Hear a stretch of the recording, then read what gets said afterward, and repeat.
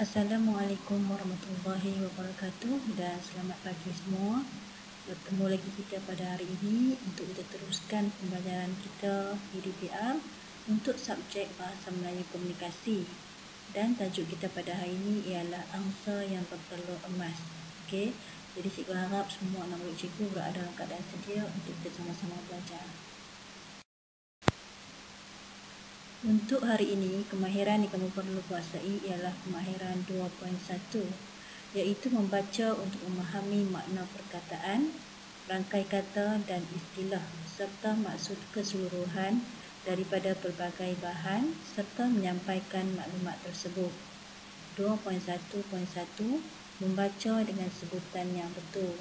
Jadi untuk hari ini cikgu ada sediakan satu teks cerita yang bertajuk Angsa yang Bertelur Emas. Kemudian kamu akan baca. Kalau siapa yang tak lancar bacaan, kamu boleh ikut bacaan cikgu dalam rakaman ini. Okey, di mana selepas kamu baca, kamu akan fahami beberapa makna perkataan, rangkai kata ataupun istilah yang ada dalam teks cerita ini. Okey, jadi selain daripada kamu cuba memahami makna-makna tersebut, kamu juga cuba membaca dengan sebutan yang betul. Okey. Baik, sekarang mari kita sama-sama membaca teks cerita yang bertajuk Angsa yang Bertelur Emas. Seorang petani dan isterinya hidup gembira di sebuah ladang kecil, menternak sekawan angsa dan menjual telurnya di pasar. Mereka tidak kaya, tetapi gembira dengan hidup mereka. Suatu hari, seekor angsa terbang masuk menyertai kawanan angsa-angsa mereka. Keesokan harinya, pasangan itu terperanjat apabila mendapati sebiji telur emas berkilauan di sarang kawanan angsa mereka. Tiap-tiap hari selepas itu, angsa itu akan mengeluarkan telur emas. Tidak lama selepas itu, pasangan itu menjadi semakin kaya, seperti yang tidak pernah mereka impikan sebelum ini. Tetapi, mereka tidak gembira. Mereka tidak puas dengan hanya sebiji telur emas sehari. Petani itu berkata kepada isterinya, "Angsa itu tentu penuh dengan emas. Kenapa perlu kita tunggu untuk mendapatkan lebih banyak emas? Jika kita membelah badannya," setuju isterinya, "kita boleh mendapatkan semua telur sekaligus." Oleh itu, mereka pun membunuh angsa itu. Mereka terperanjat apabila mendapati badannya sama saja seperti angsa-angsa lain. Lebih teruk, mereka tidak akan memperolehi telur emas lagi. Jadi demikianlah cerita yang bertajuk Angsa yang Bertelur Emas. Okey.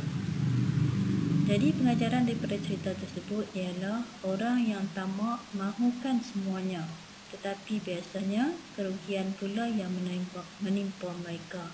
Okey. Jadi dalam cerita ni, pasangan suami isteri petani ni dia bela angsa.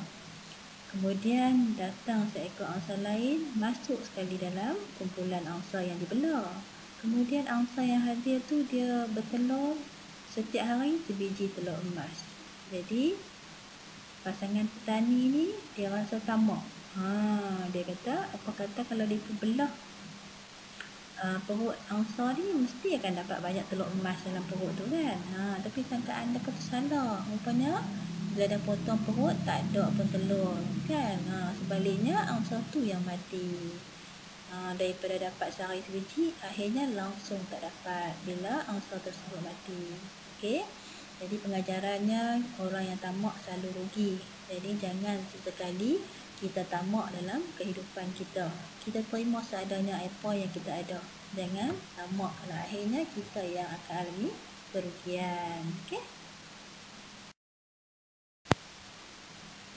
Baik, setelah kamu selesai memahami cerita yang bertajuk Angsa yang Bertelur Emas, kamu perlu lengkapkan tugasan yang cikgu sediakan. Iaitu yang pertama, tulis 5 isi yang anda faham tentang cerita ini. Yang kedua, tulis dengan menggunakan ayat anda sendiri. Yang ketiga, jawapan boleh ditulis dalam buku latihan atau kertas kosong.